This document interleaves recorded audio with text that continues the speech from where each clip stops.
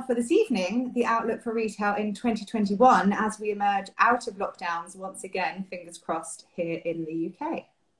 And all of this is possible thanks to our sponsor, Klaviyo. They have been part of FashMash now for coming up to a year, and we are actually lucky enough to have them joining us on our most recent roundtable calls. So a lot of the opinions today will be informed by their expert, their SVP of Global Marketing that joined us on that call. They are an e-commerce marketing company for brands of all types, shapes and sizes, from 111 Skin to Hummingbird Bakery, and of course FashMash. We use them for our email marketing.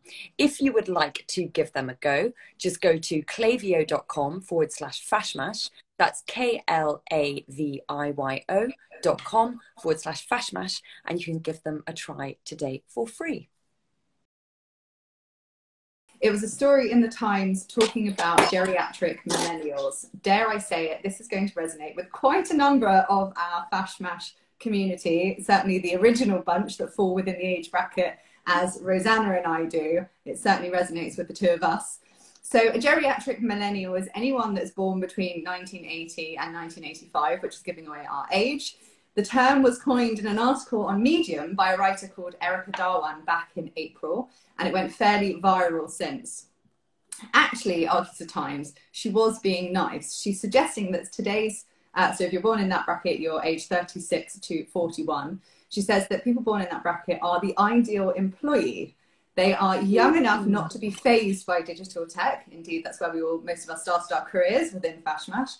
Yet old enough not to fear such analog activities as picking up the phone to talk to an actual person. And I love that because it's so true. We're just about in that bracket of people that are still willing to do so. So this hugely resonated with me. The story goes on to talk about the success of people that fall within this generation. It gives examples like the Airbnb founder, Brian Chesky, he's 39. Facebook's founder, Mark Zuckerberg, is 37. The royals are between 36 and 39. The list goes on. It also talks about the fact, and this is the part I found really interesting, actually, to sort of reflect on my own life, and indeed that of our sort of own network, is the fact that we were lucky enough just to miss the financial crash in terms of being able to secure our own jobs, which is true, our first jobs. Super lucky. And in terms of COVID, whilst it's been hugely impactful for so many of us in very nuanced ways, when it actually comes to social life, for those of us within this geriatric millennial group, what's very interesting is that because many of us have now got little ones at home, in their words of the Times, lockdown has felt ... fine. And, and it's true, Rosanna and I talk quite often about the fact that from a socialising perspective, we're okay with having a little bit less of a social life for a little while.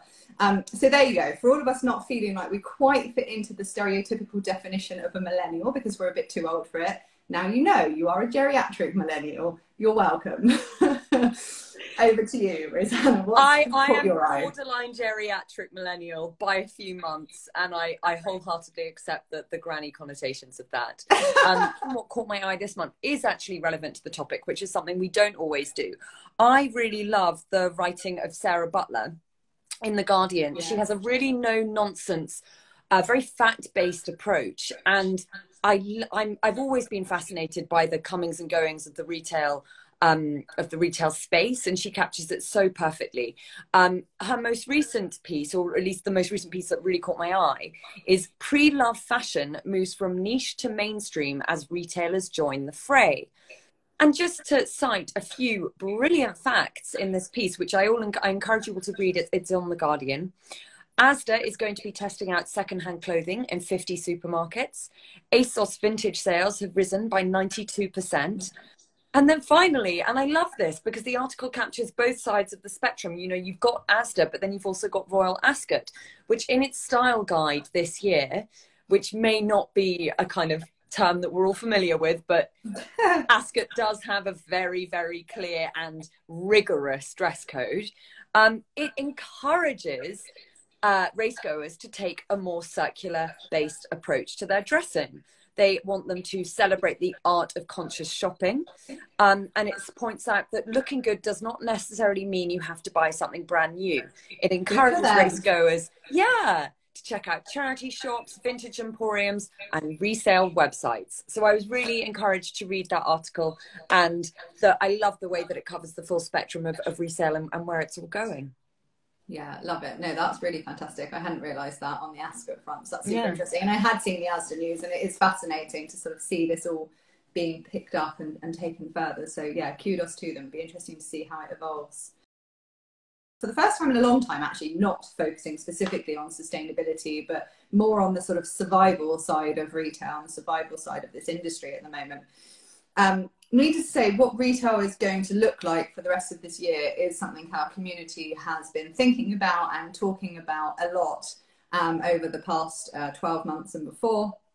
And obviously, with lockdown rules easing in the UK, particularly where the majority of our community is based, things are opening up, and we're all feeling a little bit more like we're ready to get out there. But as a result, that brings up lots of new and more questions around, what's happening in this space when it comes to the businesses and the brands that so many of our members work for. I think one of the key things we're asking, is amid all of the store closures that are going on, all of the new safety procedures that retailers have to abide by, and the changing behaviours from consumers, as you rightly pointed out, some of the circularity behaviours growing, which is a huge positive. Are we going to see our shopping streets returning to pre-COVID times, or have they genuinely evolved forever? So that was also a starting point for our roundtable on this topic last week. And the short answer of this, of course, is that we just actually don't know yet. For many businesses, things absolutely have changed forever.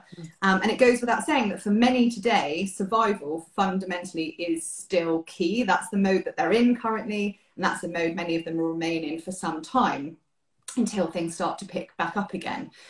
So lots of the things that we're going to talk about this evening don't apply to those that are still just trying to keep the lights on. So just to acknowledge that there is a group of retailers that for them at this point, that is the sort of fundamental focus. And we have seen, many true institutions of the British high street fall from grace this year. In a number of different ways. Most of them have been swept up by the Boohoo Group and other entities, which in of itself is a completely separate and interesting conversation. But to sort of look at the high street itself, as we call it here, Oxford Street is reportedly looking like a bit of a ghost town. That was what one of our members said during our roundtable last week. I must confess, I haven't actually been myself. I know you haven't either, have you, Rosanna? We haven't been. And I think that's a really interesting, case study there. Two women who are self-employed and work in fashion. I mean, traditionally, I would have been going into Oxford Circus area twice a week. Probably 3 times. At least, yeah. I mean, in my last role, I worked off of Oxford Street, so I walked up and down that road, minimum of twice a day, more so for meetings. And self-employed, I continued to go in for meetings consistently in Soho. So it is really interesting and I think actually for me, that's fundamentally changed for the long term as well, continuing things digitally as it has for many, many people.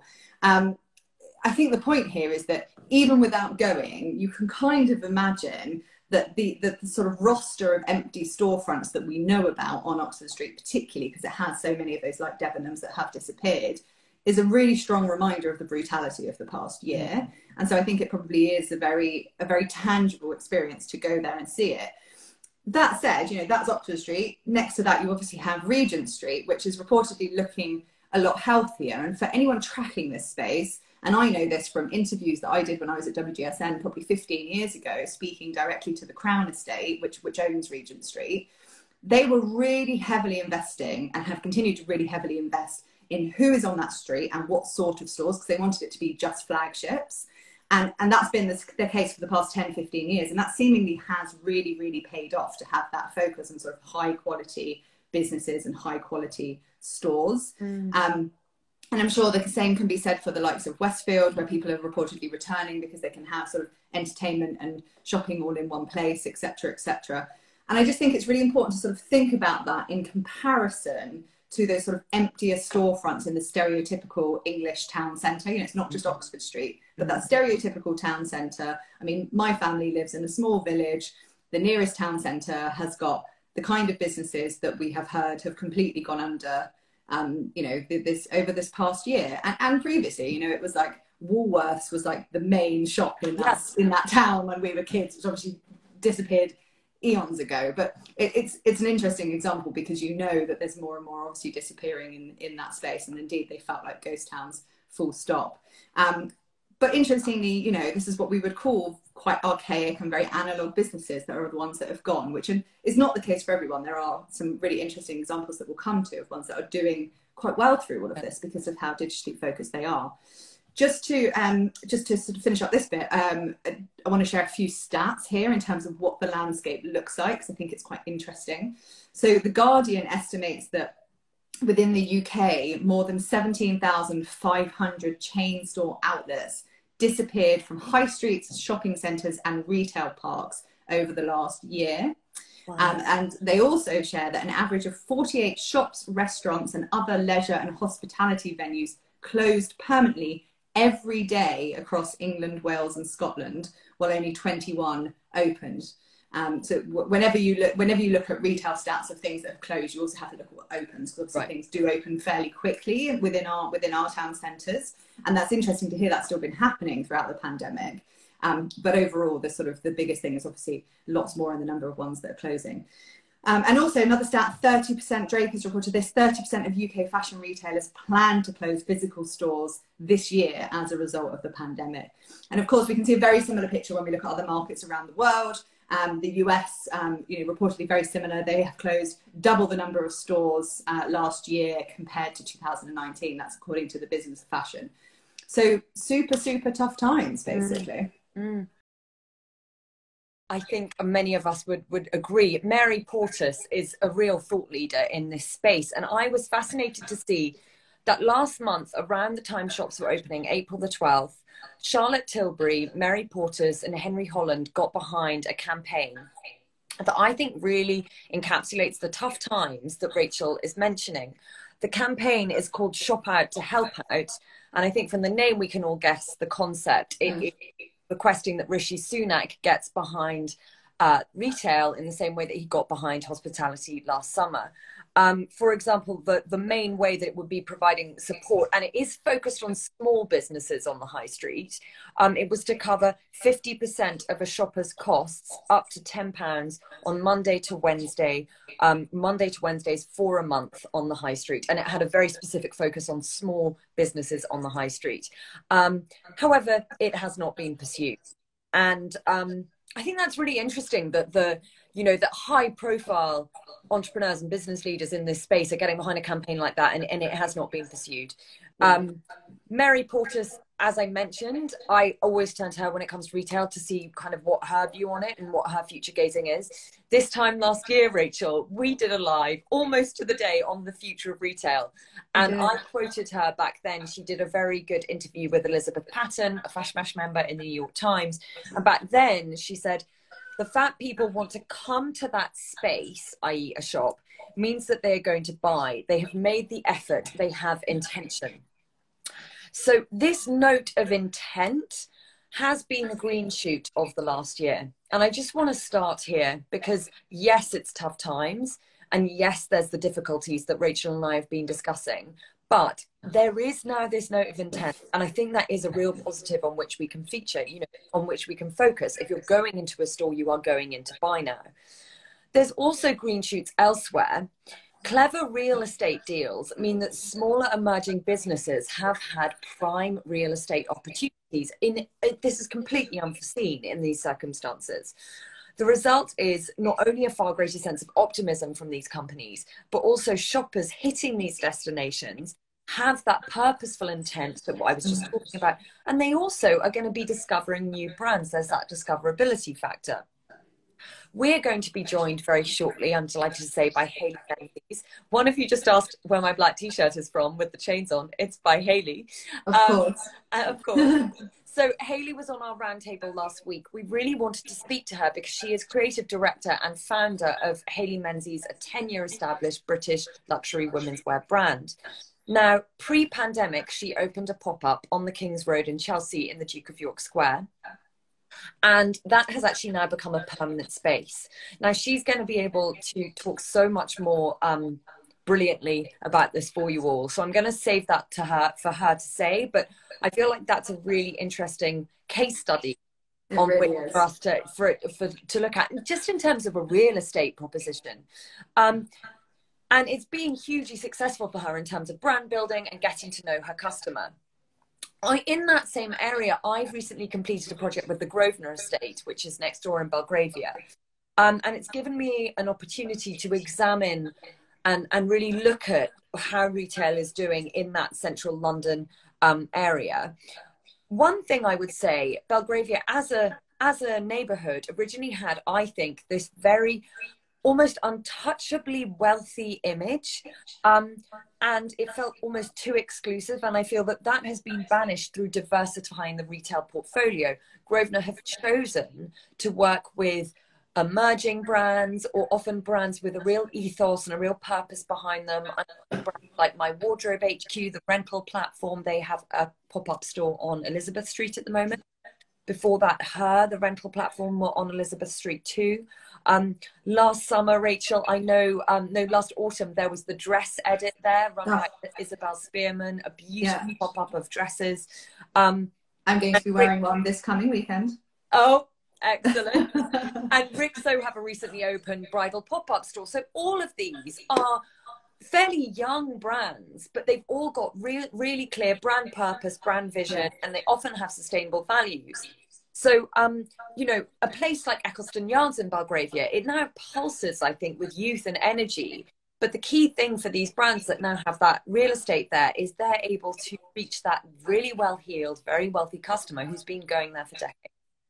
So my visit to the area over the last month has definitely, I think, surprised me in terms of the number of people out on day trips, on shopping trips, really making a day of it. And I think that the success here is this is an estate and a neighborhood with landlords who are prepared to innovate just as much as the brands who have that real estate and who have that retail. And they're prepared to do that to get the footfall in. And it's that marriage that is so important. Yeah. However, I think it's also worth remembering that this is primarily a residential area. It does not rely on kind of historically office worker traffic like the central. No, good point. Yeah. So there is no denying that office workers, and I think we discussed this at length on our round table last week, didn't we, Rachel? That concept has changed. And tourists, I guess. What did you say? And tourists, I guess. Well. I mean, tourists, imagine the difference. Yeah. And also just the fact that even though businesses are slowly allowing workers back, many have chosen to just start working from home more permanently. The major issue here is it's a challenge of discoverability. You know, you're no longer going out to get your lunch. How do you discover new brands? How do you discover new things to shop? And the small businesses who have found retail success over the lockdown have had a powerful combination of prime real estate and also very powerful digital marketing strategy. That's where the small business success stories of last year, I'm talking Lisu London, Hayley Menzies, Olivia Rubin, Wise, to name a few. Many of the brands, actually, if you go back to our YouTube or IGTV, at the start of the year, we had a dedicated small business focus session. We really examined this concept very closely. But these are brands that are agile enough to innovate quickly, move quickly. If a social platform has a new release, a new element that one can use, they're agile enough to be able to use that. They're agile enough to move quickly to the times, to write a brief for an influencer they can get it quickly out there. That a more traditional brand, those brands that are like Titanics to move in the water, in the ocean, it would take them months to do that.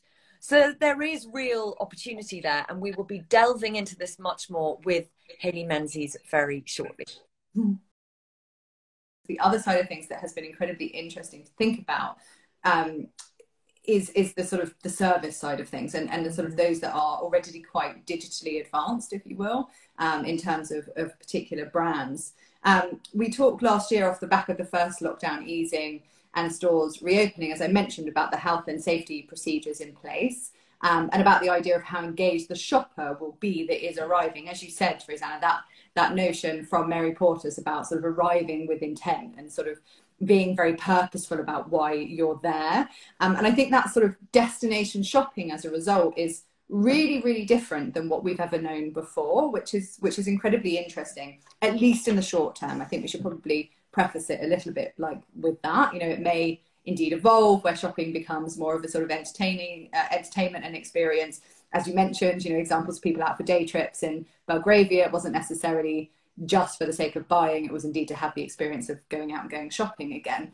But I do think, you know, in the interim, there is a lot around just going there because you're trying to get something, as opposed because you particularly want to dwell. And I think that's a really interesting shift, because for such a long time, when we've talked about retail strategy, we've talked about how do you increase dwell time? How do you have people in the store for longer? Because the longer they're there, the more likely they are to spend, or the more they're likely to spend.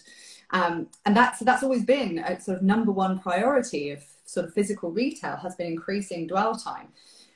So what that leads us to, as I mentioned, with this sort of thinking around this connection with digital, is to think more and more about customer service. As I mentioned before, this is primarily for those who are beyond the sort of phase of survival, you know, really thinking sort of more widely about how to, I guess, capitalize on the sort of state of affairs that we're currently in.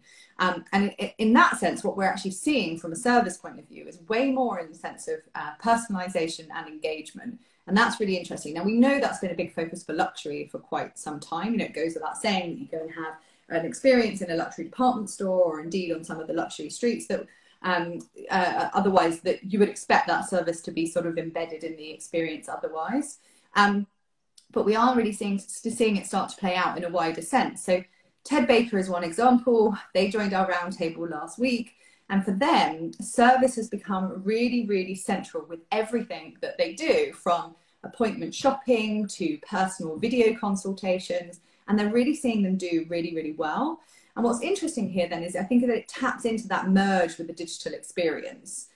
You know, so that the video consultation is obviously something that happens at home, but the consultant tends to be in the store and talking to you around the product. And obviously the appointment shopping, you book online, you attend in person, etc. Part of that is around the safety procedures and so forth, guarantee that you can get in, I suppose.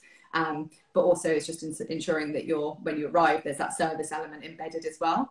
I think a lot of these virtual services are not new. You know, they were trending if you looked at sort of digital retail innovations pre-pandemic. You know, we've been talking about a lot of these things for a long time, but they have really picked up pace. And I guess it's, you know, partly to do with just us as individuals becoming much more digitally savvy over the past year, or not even necessarily more savvy, but more open to sort of digital experiences, because it's become obviously our norm.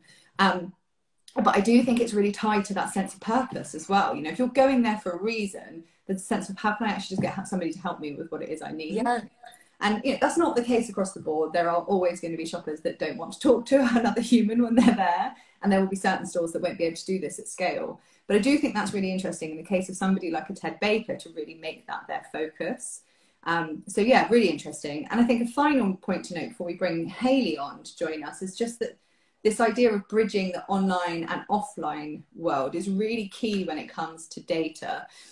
You know, as you mentioned, we had Klaviyo join us on our roundtable, and this is something we really, really heard from them, that even though retail has struggled hugely the past year, there's a lot to be said when you're looking through the lens of customer data around knowing more, you know, who it is that's there in front of you, which digital services, even when placed in the physical world, help you facilitate that.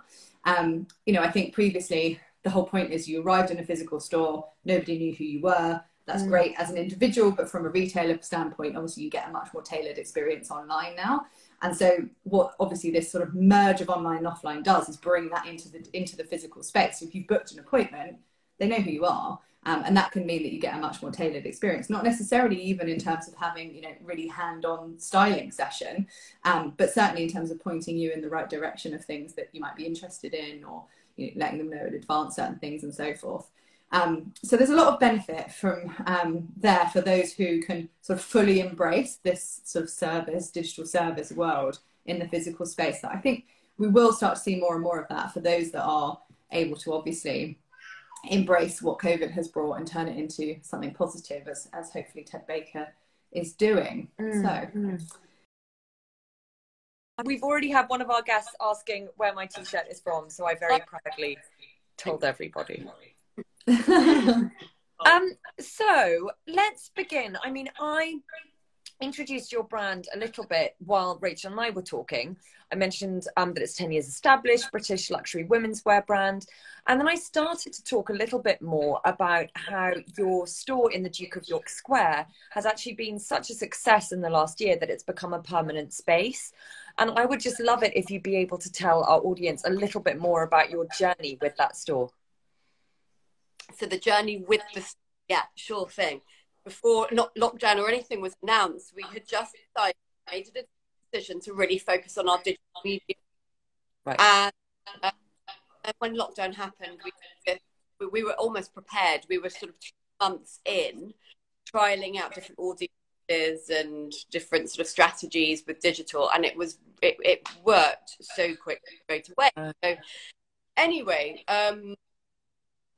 we then just thought it'd be a really great idea to open an actual store due to the success of the online during the lockdown. There are a few different locations I was interested in, sort of Sloane Street, but the Sloane Square end, King's Road, but the Sloane Square end, you could Square, and Mayfair. Thankfully, taken Mayfair because obviously it's a bit of a ghost town, you know, with office workers and not going to work. So I feel Duke of York Square it's turned out to be perfect. I really like it because it's just a destination. You've got all of the restaurants sort of in the square.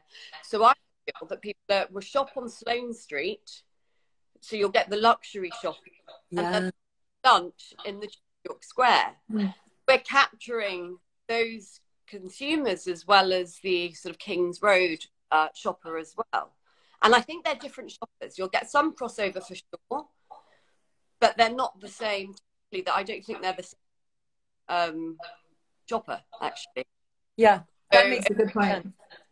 Yeah, so for me, it just feels, yeah, like the absolutely perfect location. We're fortunate to have 2 floors, so we've got space to grow into as well. We've been using the 2nd floor, the basement, as our showroom, so we're inviting our wholesale sort of our buyers in to see the collection downstairs, and we have a day by appointment, of course.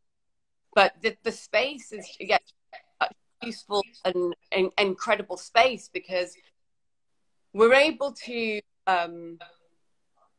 it's not only about the collection, it's about how we greet our customers, it's about the music we play, the scent of the shop, the decoration, and it's just giving a real insight to what Hayley Menzies is all about. We don't get that like Harrods or Liberty, although they're wonderful stores, but our partners, our stockists, it's very much about their brand.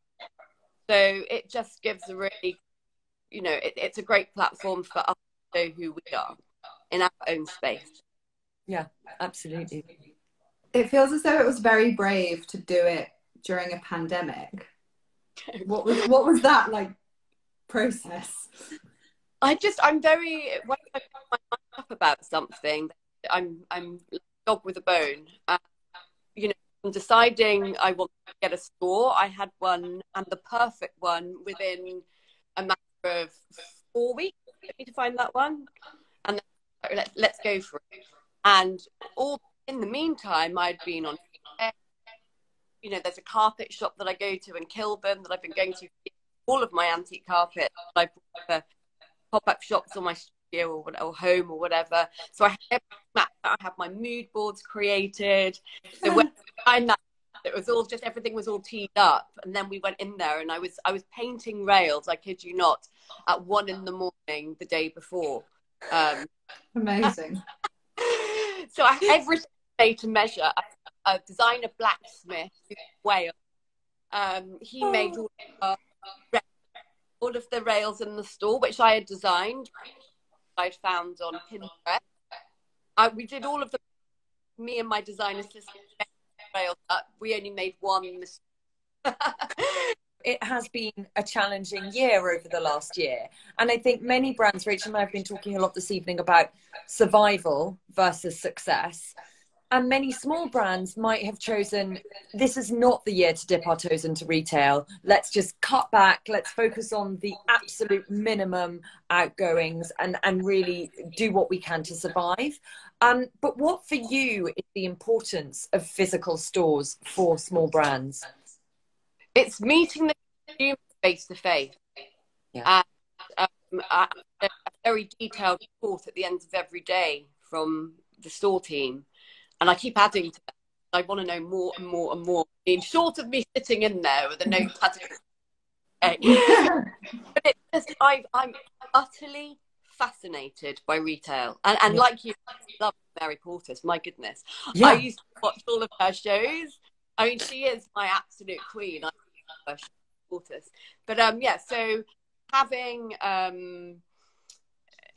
this space where I can meet my face to face is it's so important. And I must say, it's like at the moment, it wasn't an enormous risk because I was able to strike a deal with Cadogan Estate, which is incredible because it gave me the opportunity to take a space that ordinarily I wouldn't be able to. But now we're sort of doing the numbers, we're taking it on. Right.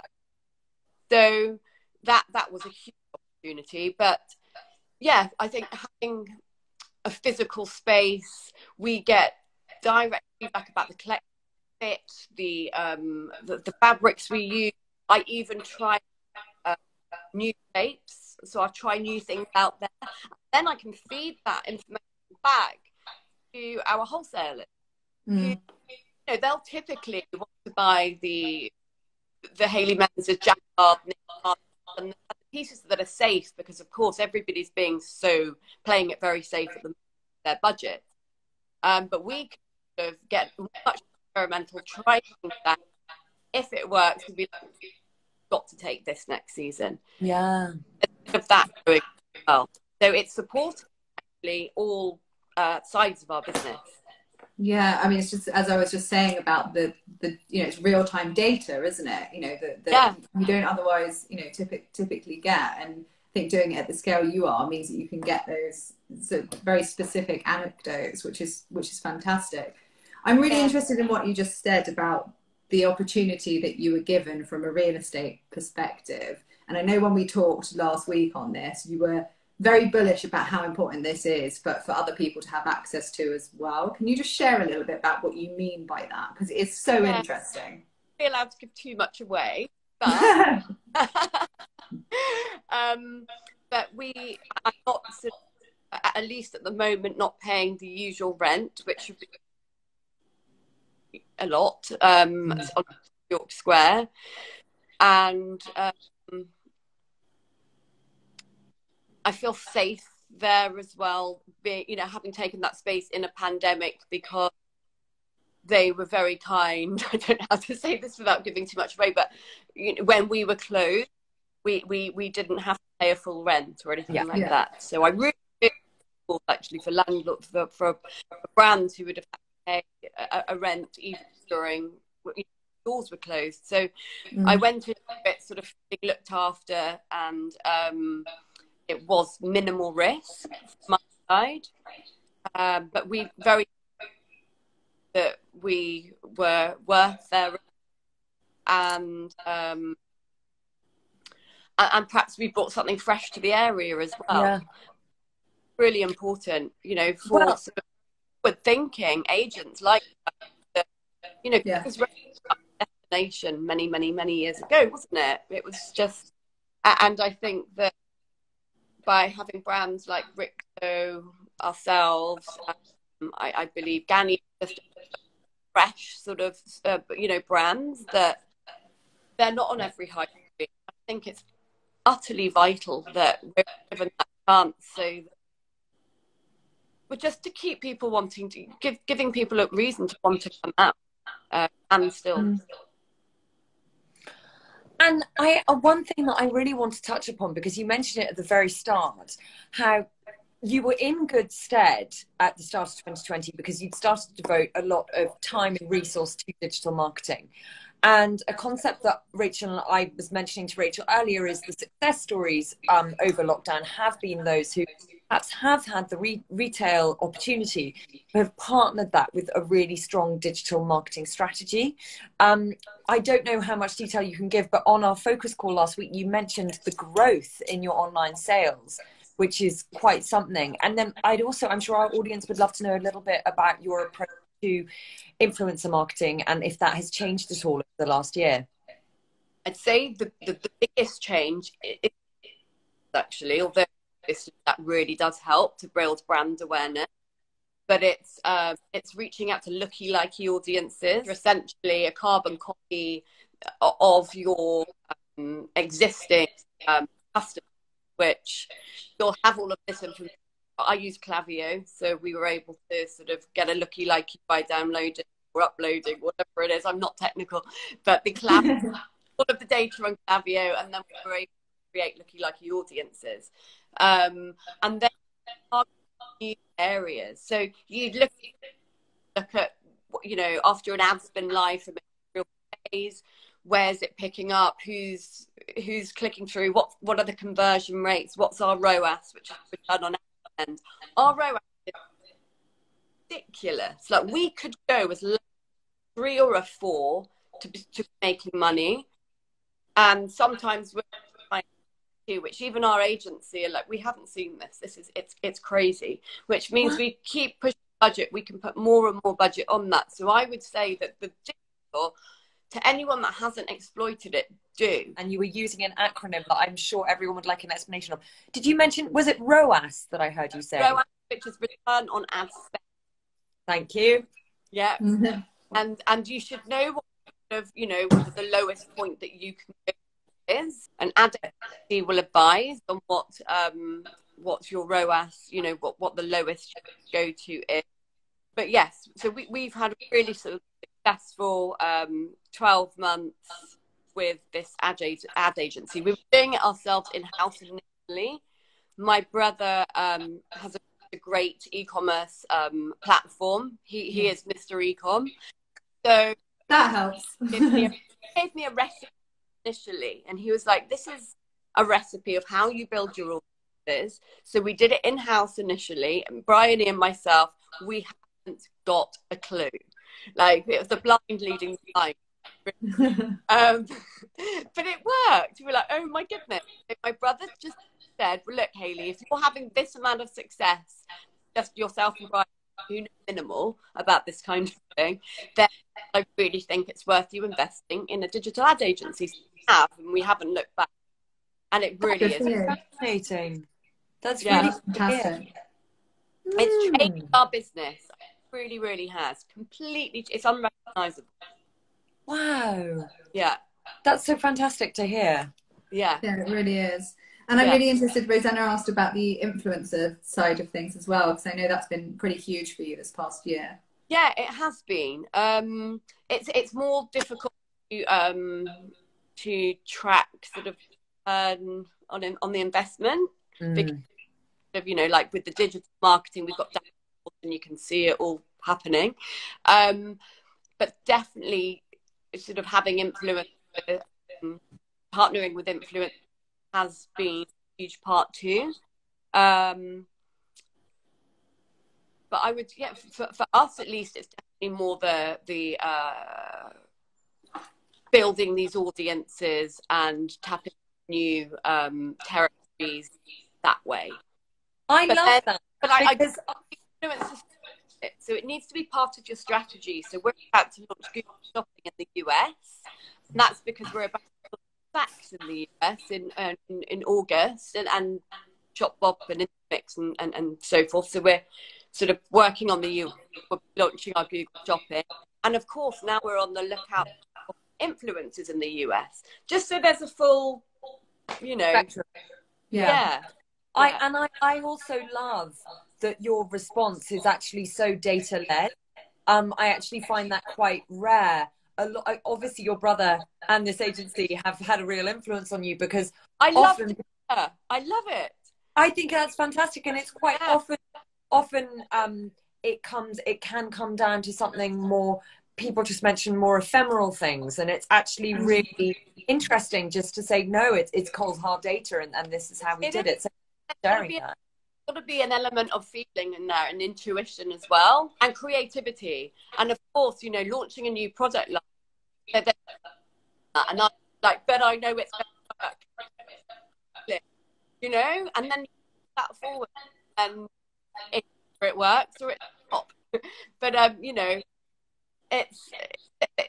data will do so much, but then you've got to believe in this too. Yeah, there's got to be very well said. Bit of a balance, you know. Absolutely. No, I think that's so true and really interesting. And I'd love to know from you on that note, given that you have a sort of strategic kind of data-led brain for what's ahead, but also that more creative approach. What does your gut tell you the rest of this year looks like? Oh, excitement. Well, the rest of this year, so we're really going to better.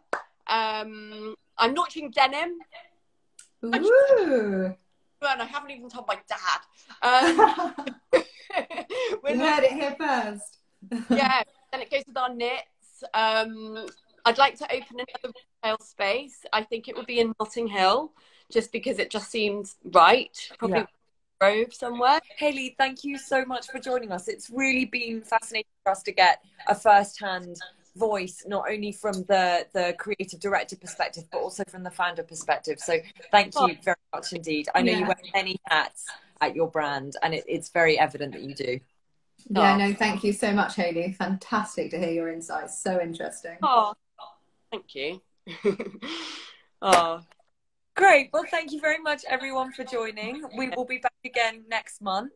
And many thanks to our sponsor, Klaviyo. Thank you all for joining us this evening. Klaviyo. Klaviyo.